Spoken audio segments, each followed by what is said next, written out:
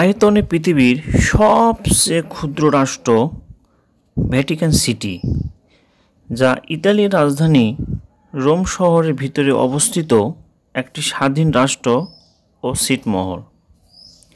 তবে এটি ভ্যাটিকান নামেই অধিক পরিচিত। 1929 সালে ল্যাটেরান সন্ধির মাধ্যমে ইতালি থেকে স্বাধীনতা লাভ করে দেশটি, যা হলি সি এর একটি পূর্ণ মালিকানাধীন সার্বভৌমত্ব বিচার বিভাগীয় ও প্রশাসনিক অঞ্চল। দেশটি পোপ এলাকার রাষ্ট্রনেতা এখানে শাসনকার্য চালায়। দেশটির রাজধানী ভ্যাটিকান সিটি। দেশটির আয়তন 0.49 বর্গ কিলোমিটার বা 121 একর। দেশটির মুদ্রা ইউরো।